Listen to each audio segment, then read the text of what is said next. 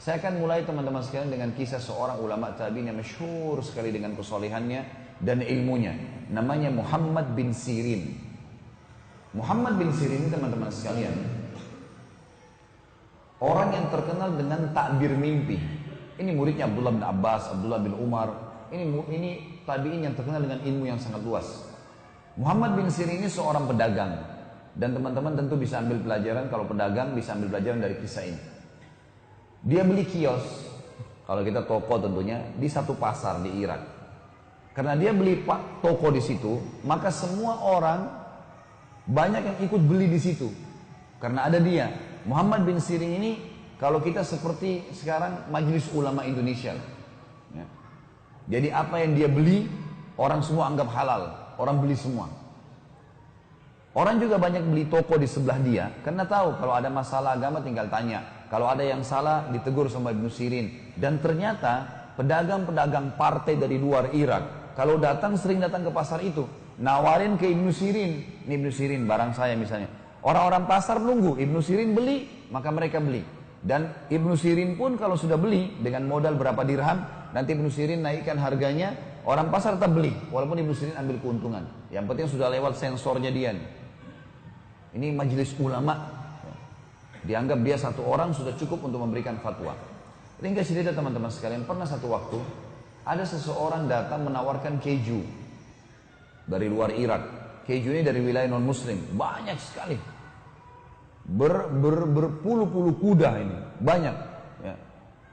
Kemudian gentong-gentong besar keju ini.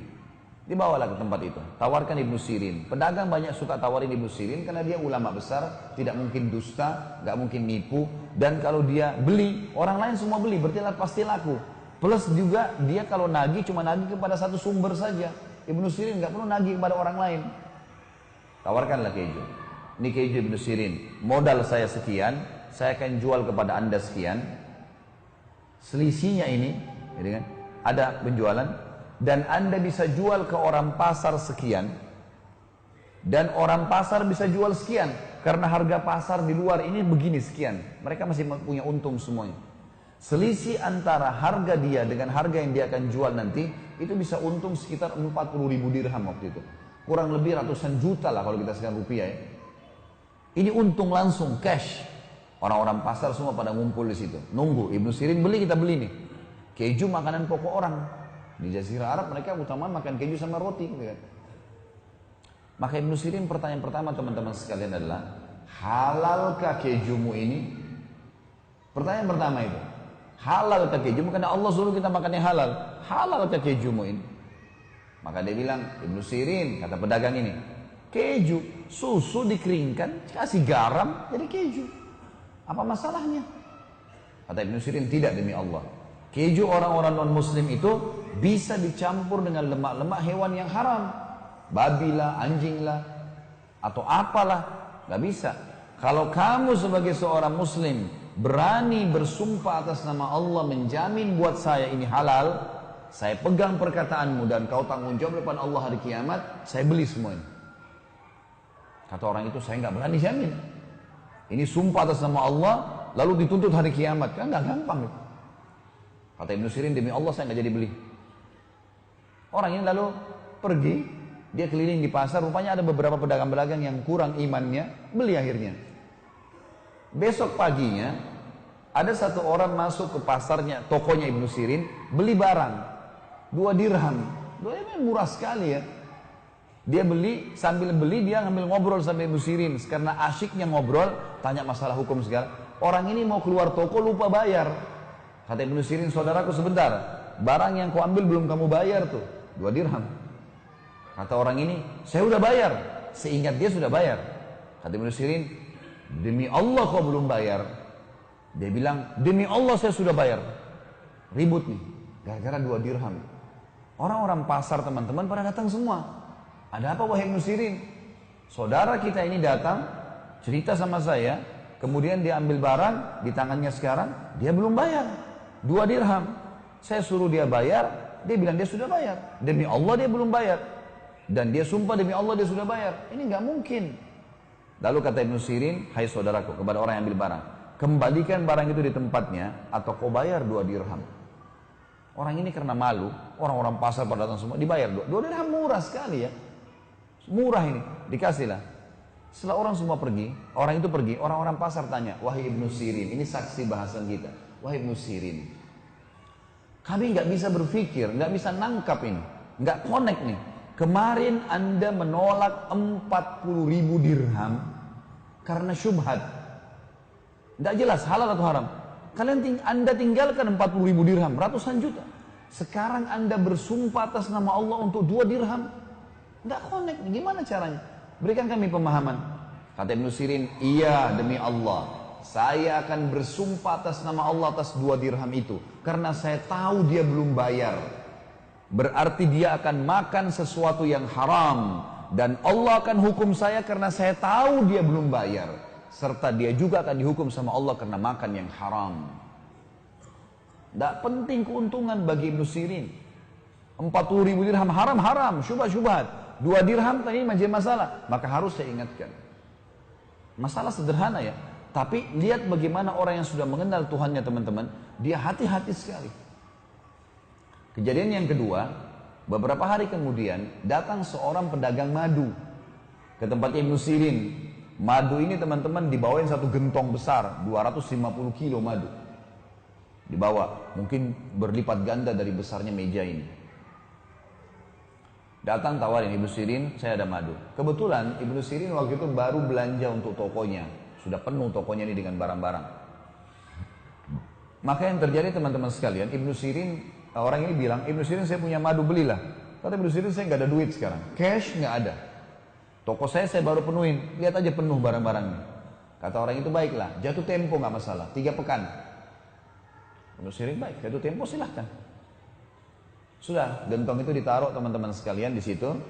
Malam hari, waktu mau tutup toko, seperti biasa kita kalau sudah mau tutup toko, Ibnu Sirin lupa tutup gentong madu itu. Ada tutupnya, dia lupa tutup. Jadi terbuka. Besok pagi dia waktu buka toko, ditemukan ada bangkai tikus. Ada tikus kecil rupanya, masuk ke madu itu, melengket, gak bisa keluar, mati. Di atas madu itu. Gentongnya besar sekali ya, 250 kilo. Tikusnya kecil, mati di situ. Ibnu Sirin teman-teman waktu masuk ke toko, kemudian lihat tikus itu, kira-kira kalau anda menjadi Ibnu Sirin, apa yang dibuat dengan madu itu? 250 kilo madu gentong besar, tikus kecil mati di atasnya. Yakin dibuang semua. Bagus sekali masyarakat Denpasar, Masya Allah. Saya acungkan jempol tuh. Ibnu Sirin bilang sama pegawainya, angkat nih gentong, bawa ke sungai, alirin di sungai. Bukan dibuang di tempat sampah ya. Ambil, alirin di sungai supaya tidak ada yang pakai madu ini. Dibuang semua. Waktu pegawainya Ibnu Sirin ini gentongnya besar, 8 orang yang angkat. Lewat di pasar, orang pasar semua lihat Ibnu Sirin mau jual madu kemana ini? Diikuti ternyata ke sungai, dialirin di sungai, dibuang. Orang-orang pasar tanya, Ibnu Sirin, madu mahal, ngapain dibuang ini? Nilainya mahal ini. Kata Ibnu Sirin, tadi saya temukan ada tikus kecil mati di atas gentong, dalam madu, di atas madu itu. Maka saya buang. Saya tidak mau buang, saya tidak mau menjual, menipu muslimin. Maka kata mereka, Ibnu Sirin, tikus mati, tinggal tarik tikusnya, ambil 1-2 kilo buang. Ngapain satu gentong dibuang semua? Apa kata orang yang sudah mengenal Tuhannya teman-teman sekalian? Masalah sederhana tapi pekah sekali. Kata dia, demi Allah, saya tidak pernah punya jaminan. Adakah di antara kalian yang bisa jamin buat saya? Tetesan madu mana yang kena dan tidak kena dengan bakterinya bangkai tikus itu? Sekarang kalau kayak kalian bilang 1-2 kilo saja dibuang, yang tersisa, dari mana saya tahu madu tetesan mana yang tidak kena atau kena? Lalu saya jual kepada muslimin, ternyata ada yang kena bakteri itu. Maka saya dihisap oleh Allah hari kiamat. Demi Allah saya tidak mau jual. Buang semua. Ini luar biasa. Baik, berjalan waktu. 3 minggu kemudian, Ibnu Sirin karena ini kan mahal ya. Dia akhirnya keuntungan tokonya dikumpulin untuk bayar madu ini. Baru terkumpul setengah dari nilai madu. Pemilik madu datang, oh Ibnu Sirin saya mau nagih. Dia belum tahu kisah nih. Kata Ibnu Sirin, madumu sebenarnya 3 pekan yang lalu tuh dimasukin tikus, saya buang karena saya takut menipu muslimin. Nanti Allah akan hisab saya. Jadi saya belum punya uang cash, baru setengahnya. Kalau kau mau ambil setengah ini dan ambil barang. Kalau mau ambil barang saya yang senilai. Silakan. Gitu kan. Bijak sekali kan? Kata orang itu enggak, saya mau cash. Kata Ibnu Sirin belum ada. Kata dia baiklah, saya kasih tempo lagi. 3 minggu lagi ke depan. Berjalan 3 minggu, ternyata Ibnu Sirin juga dengan hikmah Allah, barang yang dijual di tokonya cuma bisa terkumpul 3/4 saja. Uang cash cuma 3/4 saja. Belum bisa ke semuanya. Kata orang ini, kalau begitu Ibnu Sirin saya akan lapor ke hakim pengadilan. Kata Ibnu Sirin laporkan, silakan. Dilaporlah. Hakim tahu siapa Ibnu Sirin, ini ulama besar. Ditanya ada apa wahai Ibnu Sirin? Ibnu Sirin bilang 6 pekan yang lalu saudara saya ini memberikan kepada saya madu, jatuh tempo lalu masuk tikus, saya takut nipu muslimin, saya buang. Lalu saya kumpulin duit baru 3/4 dari nilai madu itu. Sisanya kalau dia mau diambil barang, tapi dia nggak mau, dia mau cash. Hakimnya balik kepada pemilik madu. Bagaimana pendapat kamu? Dia bilang saya mau cash. Saya udah bilang sama Ibnu Sirin dari awal saya mau cash. Ya salah dia, kenapa dia nggak bisa kumpulin? Kenapa madu dibuang? Kenapa begini dan seterusnya? Kata hakim balik Ibnu Sirin, wahai Ibnu Sirin, hukum agama kita dan hukum pemerintahan kita menyatakan Anda harus kami tahan sampai Anda bisa membayar. Penjara nih. Kira-kira teman-teman kalau Anda di posisi Ibnu Sirin, mungkin kita merengek-rengek, maafin saya, nanti saya usahakan. Ibnu Sirin beda. Dia bilang penjarain saya pantas untuk dipenjara. Penjara saja. Udah masuk penjara. Penjaga penjaranya, kepala penjaga penjara teman-teman tahu Ibnu Sirin. Lalu dia datangi, dia mengatakan Ibnu Sirin, saya ini kepala penjara. Semua yang masuk dan keluar di sini itu atas jaminan saya. Kalau saya ACC, kalau kita sekarang tanda tangan, izinkan, boleh keluar. Saya sekarang tanpa Anda minta, saya izinkan. Malam hari silakan pulang ke istri anak Anda, pagi datang lagi ke sini. Kira-kira kalau antum di posisi Ibnu Sirin, pulang atau tinggal di penjara? Ibnu Sirin bilang apa? Rahimahullah. Beliau mengatakan tidak demi Allah. Saya tidak akan mendukung kamu melanggar peraturan pemerintah. Saya akan tinggal di sini sampai Allah memberikan jalan keluar. Ternyata karena keteguhan pada kebenaran ini teman-teman sekalian membuat apa? Tersebar berita satu Irak, Ibnu Sirin lagi hadapin masalah. Masyarakat muslim kumpulin duit. Mau bantu Ibnu Sirin nih. Uang yang terkumpul teman-teman sekalian cukup untuk membayar utangnya Ibnu Sirin yang 1 gentong madu tadi yang dibuang itu. Plus lebihnya bisa beli 10 gentong madu yang lain. Allah kasih gantinya. Komitmen sebentar saja dalam kebenaran, ada jalan keluar. Fa inna ma'al usri yusra. Memang begitu. Inna ma'al usri yusra. Di setiap ujian ada kemudahan. Pasti di kesulitan ada kemudahan, kata Allah. Komitmen, iman harus yakin. Gak bisa kita ragu dengan masalah itu.